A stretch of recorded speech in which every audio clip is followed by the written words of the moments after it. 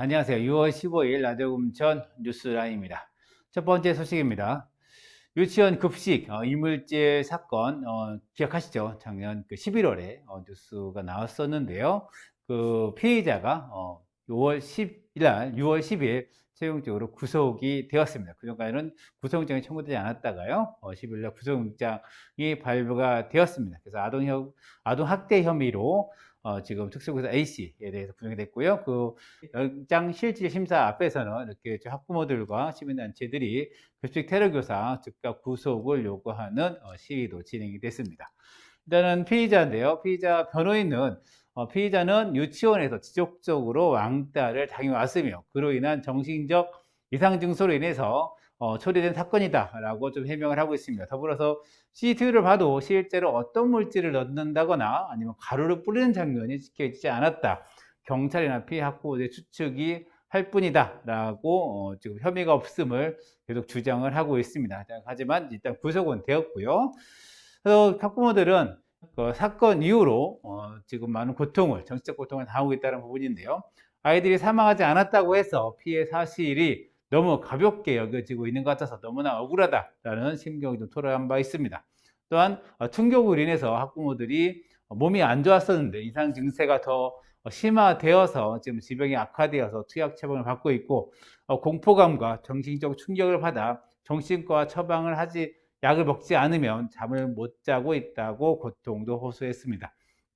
일단 구속이 됐으니까 구속 끝 이후에 좀 재판으로 진행될 것 같고요. 재판 과정을 좀 지켜봐야 될 것 같은데 금천구에 큰 사고가 있었던 부분이었습니다. 좀 제대로 된 조사와 그리고 대책이 마련되어야 될 것 같습니다. 다음 소식입니다. 금천 한내교가 저희가 5월 30일에 기구를 했는데요. 개통식 소식입니다. 저희가 소식을 전해드린 바도 있는데요.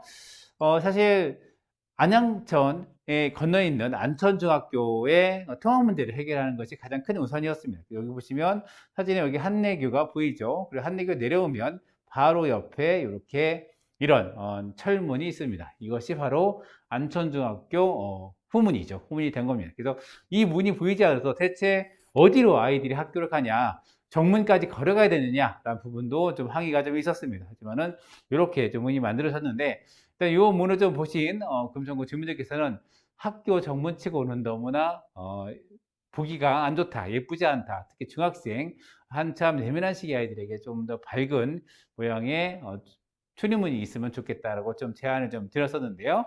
그래도 이 문은 등교시 그리고 하교시 1시간씩만 문을 열고 있습니다. 그런데 좀 다른 문제가 있습니다. 이게 금천구 지금 개통시간의 표정인데요. 좀 이상한 점을 좀 느끼시나요? 네, 보죠? 보시면 안양천이 있고 여기에 한내교가 있고 엘리베이터가 있습니다. 근데 엘리베이터가 위치가 지금 둔치의 역할이 되어 있습니다. 둔치에 지금 설치되어 있는데요.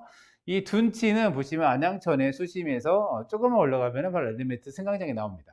즉, 이 둔치는 여름철, 장마나 태풍이 올라올 경우는 안에서 수위가 올라가면 잠기게 되어 있습니다. 그래서 이 엘리베이터는 여름철에는 잠길 것을 고려하고 만들어진 것이죠.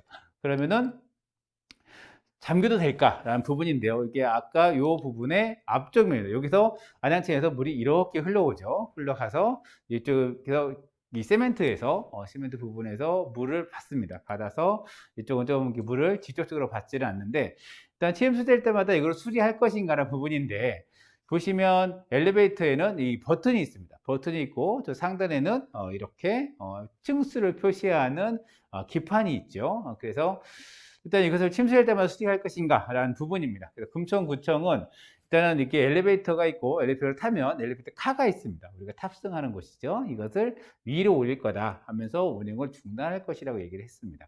그렇지만 이 밑에 1층에 있는 버튼 스위치 기판은 옮길 수가 없지요. 그래서 이것도 마찬가지로 침수가 됩니다. 그래서 업계에서는 이럴 경우에는 대부분 침수가 되면 바로 이걸 고치지 않는다고 합니다. 그래서 우기 하면 뭐 7월 장마철이나 7월 되면은 한 9월 정도나 8월 말까지는 고치지 않고 우기가 다 끝난 다음에나 수리하는 것이 일반적인 관행이라고 밝혔습니다.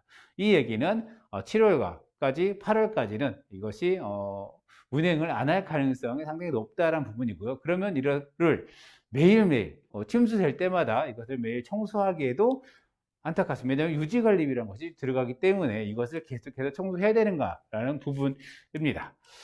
금천구청에서는 이렇게 보시면 이게 당산역에 있는 보도교입니다. 그래서 당산역에서 보도교 쭉 따라가면 바로 한강 고수부지로 들어갈 수 있는 그 역인데요. 근데 여기도 마찬가지로 고수부지입니다. 그래서 한강이 넘치면 침수되어 있습니다. 이것도 마찬가지로 여기는 이거 강서구에 있는 보도교입니다. 그래서 엘리베이터로 그리고 바로 옆에 한강이 보이시죠? 그래서 자전거 도로로 자전거가 바로 들어갈 수 있게 만들어진 엘리베이터입니다. 그래서 이런 사례들을 예를 들면서 우리도 금천구도 바로 둔치까지 갈 수 있는 엘리베이터 설치했다고 밝혔는데요. 사실 이 두 군데는 서울시 한강사업본부가 관리 운영합니다. 그쪽에서도 마찬가지로 침수 우려가 있으면은 일단은 2층을 올리고 운영을 중단한 다음에 또 청소와 유지 보수를 한 다음 다시 이것을 한다고 합니다. 다시 운영을 재개하는데요. 엘리베이터 업계 쪽에서는 이것이 아무리 방수형을 쓴다고 해도 침수가 됐을 때는 사실 그 효과가 미미하다고 좀 밝히기도 했는데요.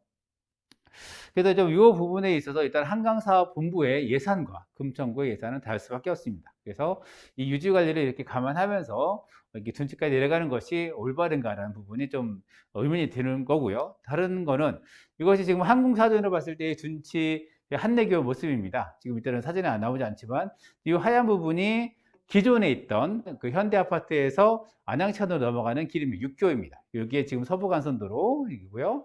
안양천, 그리고 요 사이가 안양천 뚝방길입니다. 그리고 여기 밑에가 이쪽이 바로 이제 이 건너편이 바로 지금 안천중학교가 되는 건데요. 바로 여기는 뚝방길이 여기와 여기 두 군데가 뚝방길이 있죠. 그리고 여기 건너면 안양천로가 있습니다. 그리고 이걸 건너야 안천중학교가 나오는 겁니다. 그래서 한내 지금 위성사진에 나오고 있지 않지만 이거를 쭉 걸어서 여기서 여기까지 그래서 넘어서 여기 안천중학까지 넘어가는 과정입니다. 그런데 좀 보시면 아시겠지만 한내교는 안양천 뚝방으로 가는 사람들이 많이 있습니다. 주민들이 뚝방 위에서 걸을 수 있는 게 있고 둔치 보시면 여기도 보시면 이 뚝방을 걸으시는 분들이 계시고요. 그리고 이 밑에서 이 둔치를 자전거 타고 다니시는 분들이 있습니다. 여기도 마찬가지로 이 둔치에서 왔다 갔다 하시는 분들 계시고 여기 안양천 뚝방 위에서 왔다 갔다 하시는 분들 계십니다.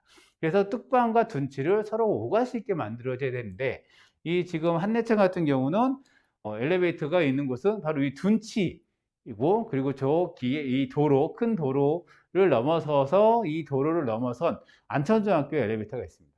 그래서 안천중학교 올라온 다음에 둔치를 내려가면 바로 됩니다. 하지만은 이 뚝방으로 가려면 엘리베이터가 없습니다. 그렇다고 경사로가 있지도 않습니다. 때문에 이 뚝방길로 가려면 뒤에 돌아가야 됩니다. 이 엘리베이터가 멈췄을 때 이 뚝방에서 둔치로 내려가는 길은 여기서 상단으로 한 400m 아니면은 하단 금천구청 쪽으로 한 400m 정도를 가서 경사로를 타고 내려가야 됩니다. 만약에 자전거를 이용하실 경우에는 들어서 이동할 수가 있습니다. 좀 가볍죠. 하지만은 휠체어나 전동 휠체어, 유모차 같은 경우는 사실 들고 옮기기가 쉽지가 않습니다. 그래서 만약에 안천중학교에서 엘리베이터가 올라왔지만 여름철에 이쪽에 둔치 엘리베이터가 멈춰 있다면 이분이 갈 수 있는 곳은 없습니다. 다시 돌아와야 됩니다. 왜냐면 경사로가 없거든요. 엘리베이터도 없고. 그러니까 뚝방길도 못 가고 둔치도 가지 못하는 상황이 발생하는 게 현재 구조입니다. 그래서 정리를 하면 뚝방위로 가는 길은 계단만 있습니다. 저 한내교에서. 그래서 사실 둔치로 가는 엘리베이터가 멈추면 좀 멈추게 되는 거고요. 그리고 유모차, 전동 휠체어 엘리베이터 둔치로 내려가지만 이것이 멈춰질 경우에는 사실 400m를 돌아서 갔다가 다시 와야 되는 상황이 좀 만들어집니다. 그래서 또 엘리베이터 멈추면 뚝방에 가기 어려운 상황이 만들어서 동선이 좀 이상하게 만들어지지 않았는가 라는 부분에 지적이 좀 있습니다. 물론 이것이 공사가 다 완공되고 준공시까지 개통시까지 한 다음에 지적해서 무슨 소용이냐라고 얘기할 수도 있겠지만 사실 모든 설계에 있어서 이런 부분들까지 감안하고 이후에도 공사에서 그럼 감안해야 되지 않을까라는 좀 지적이 이어지고 있습니다. 다음 소식입니다. 저희가 이제 친일시 서정주 시비에 관련해서 몇 번 소식을 전해드렸는데요. 제가 6월 10일 민주항쟁의 날이죠. 6월 10일에 금천구청 앞에 있는 평화의 소녀상에서 서정주 시비 철거 청원 접수 기자회견을 가졌습니다. 그래서 광복회 금천구제 이용복 회장님과 그리고 금천 역사문화 포럼의 장재호 회장님께서 함께 제출을 했는데요. 보시면 이렇게 두 분이 선상에서 항의서안과 철거 청원서를 냈습니다. 금천구 의회와 금천구청에 좀 제출을 했고요. 주민들도 서명을 함께 동참을 하셨습니다. 그래서 주민들은 친일 역사 바로 잡아야 된다. 아니면 친일 낙인, 그러니까 서둥 시비를 철거하는 게 아니라 그 시비 옆에 서둥교 시인의 친일의 행적을 담은 다른 비를 만들어서 대대손손 이것의 친일의 행적을 대해서 부끄러움을 알려야 된다는 것을 주장하기도 했습니다.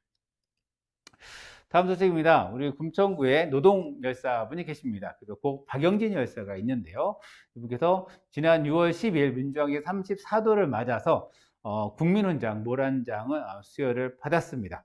박영진 열사는 1960년 출생이고요. 76년 배문중학교를 거쳐서 1984년 구로공단이죠. 구로공단에 입사를 합니다. 그래서 1985년에 9월 18일 날 신현정밀에 입사를 했고 1년 뒤에 3월 17일 임금투쟁 중에 근로기준법을 지켜라.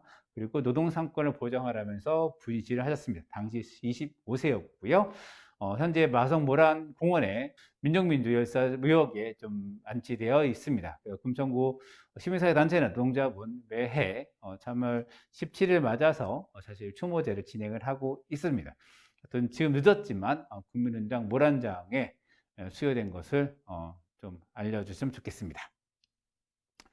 다음 소식입니다. 지난 6월 1일은 지방선거가 1년 남은 날인데요. 1년 남은 지방선거 누가 나오나입니다.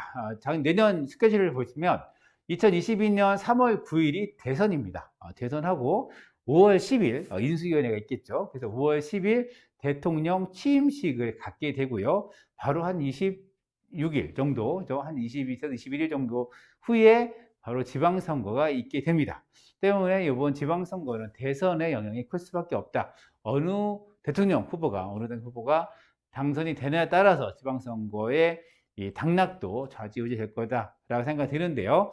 현재 사실 보수 야당 양당이죠. 민주당과 국민의힘 당은 사실 당 지지율에서 좀 없이다시피 하고 있습니다. 그래서 승패가 좀 가늠하기 어려운데 당 지지율이 좀 높은 곳에 아주 절대적으로 우위를 갖고 있는 당일 경우에는 사실 내부 경선이 치열했습니다. 자, 지난 지방선거 때, 그리고 총선 때도 민주당이, 더불어민주당이 그런 현상을 보였죠. 그럼 현재는 이게 엎치러지기 시작하는 과정에서 어떻게 될 건지 좀 귀추가 주목되는데요. 일단 구청장에서 민주당에서는 유성훈 구청장, 현직이죠. 그리고 백승건 현 금천구의 의장이 좀 준비를 하고 있습니다. 그리고 국민의힘은 강부덕 전 금천구청장 후보였죠. 그리고 오봉수 전 서울시의원이 좀 이렇게 선수로 나서고 있습니다. 그래서 서서히 좀 1년 딱 남은 상황에서 서서히 이제 시동을 걸고 있는 상황인데 워낙 대선과 연계되기 때문에 사실 지방의 의제들과 지방의 후보들이 제대로 두각되지 않을 것으로 예상이 됩니다. 야대금천과 마시면 금천이니 이런 부분에서 앞으로 적극적으로 후보들의 움직임과 후보들의 구상을 좀 전해드리도록 하겠습니다. 네, 저희가 가로주택 정비사업 선도지구에 대해서 말씀을 계속 드리고 있는데요.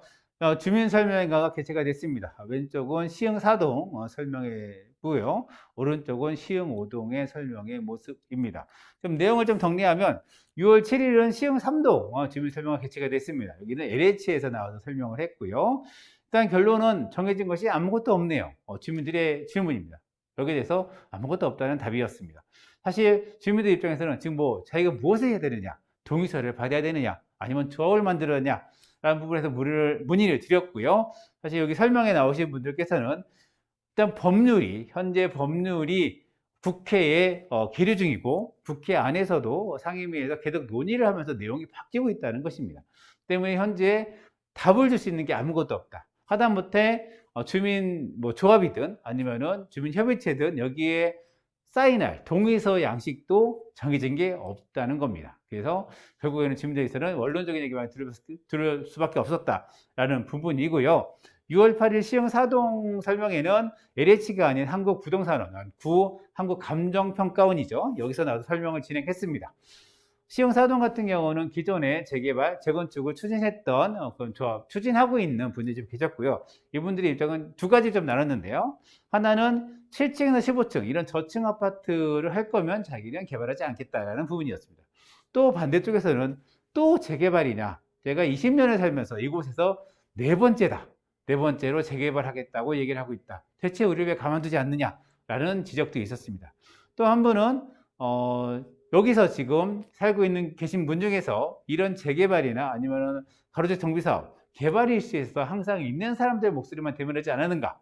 여기 없는 사람들, 세입자 뿐만 아니라 집을 가지고 있지만 폐지를 접는 분들도 많이 계시고 이런 분들은 중도금을 낼 수도 없고 또 아파트로 갈 수도 없다라는 부분에 대해서 지적합니다. 이런 문제에 관심이 없는데 지금 현재 이제 나오고 있는 얘기는 강제 수용이나 아니면 강제 철거를 얘기하는 것에 있어서 용산 참사가 다시 일어날 것 같다라고 우려스러운 발언도 하셨습니다. 그리고 6월 11일 같은 경우는 시흥 5동도 마찬가지로 한국부동산으로 설명했는데요. 내용은 비슷합니다. 왜 우리를 가만두지 않느냐라는 부분도 있었고 용적률을 어떻게 높여줄 거냐, 어떤 혜택을 가지고 이것을 추진할 것이냐, 금천구청의 의지는 명확하느냐라는 부분에 대해서 설명이 좀 있었습니다. 결국에는 지난 3월과 4월 국토부가 발표한 내용 이상의 것을 정해진 게 없기 때문에 금천 주민들에게도 명확하게 설명이 좀 안 되는 부분들이 좀 있었고요. 구청이나 LH, 한국부동산 마찬가지로 확답하기 어렵다는 부분에 대해서 계속 강조를 했습니다. 일단 금천구청은 모든 이게 가로주 정비 사업이 구역이 한계가 있기 때문에 각 사례별로 시흥 3동 같은 경우는 시흥 하이츠 빌라나 석수 빌라나 이런 빌라별로 이런 구역별로 다 다르기 때문에 찾아가는 설명회를 개최하겠다라고 좀 밝힌 바가 있어서요. 일단은 법률이 정해지고 최종적으로 확정된 다음에 이것이 설명회도 좀 돼야 되지 않을까 생각이 들고요. 현재 금천구이기 때문에 많이 좀 시끌시끌한 상황입니다. 네, 다음 소식입니다. 금천구청이 그리고 금천문화재단이 제1회 금천 패션 영화제를 개최한다고 합니다. 그래서 6월 15일부터 8월 31일까지가 출품 기간입니다. 그래서 25분 이내에 단편영화 공모제고요. 9월 28일 날 본선 지적을 발표를 합니다. 그리고 11월 5일부터 7일까지 롯데시네마 가산 디지털점에서 상영회를 가집니다. 그래서 주제는 패션을 소재로 한 주제, 그리고 소재, 주제, 배경, 그래서 모두 패션이 들어가야 됩니다. 한 영화나 아니면 극영화, 다큐멘터리, 애니메이션 상관이 없고요. 또한 광고 영화 부분도 같이 공부를 하기 때문에 한번 영상이나 이런 것에 관심 있는 분들은 한번 응모해 보시면 좋을 것 같습니다. 다음에 이런 청년 주거 문제인데요. 금천구에 청춘빌딩이라는 청년 공간이 있습니다. 그래서 청년 주거 상담을 해드린다는데요. 일단 신청 대상은 만 19세부터 39세의 서울시 거주 청년입니다. 그래서 일단은 청년 주거 상담은 카톡 채널을 온라인으로 일단 진행이 되는데요. 그걸 더불어서 주거 전문가가 동행 서비스, 부동산 방문이나 아니면 계약서를 쓸 때 주거 전문가가 함께 방문하는 상담도 하고요. 매주 목요일에는 주거 전문가와 1대1 상담도 진행합니다. 그래서 상담 장소는 독산 3동에 있는 청춘빌딩이고요. 상담 문의는 청춘빌딩으로 문의하시면 됩니다. 이번엔 장애인 관련된 소식인데요. 뇌전증 장애 당사자 PGI 참여자를 모집을 하고 있습니다. 금천 장애인 자립생활센터에서 모집하고 있는데요. 7월 중으로 좀 모집을 하고 있고 대상은 뇌전증 장애 당사자 6명입니다. 그래서 인터뷰가 진행이 되는 거고요. 인터뷰는 그룹 인터뷰로 진행이 되고요. 사례비는 5만 원이라고 합니다. 그래서 혹시 주변에 이런 인터뷰 한번 참여해 보시겠다는 뇌전증 장애인이나 아니면 주변에 아시는 분께서는 이런 문의하시면 될 것 같습니다. 네, 오늘 뉴스라인 준비한 소식은 여기까지입니다. 뉴스라인은 나도 금천과 마을신문 금천인이 함께 만듭니다. 저는 진행의 이성우였고요. 뉴스라인은 김호경, 신선수 PD가 함께 했습니다. 감사합니다.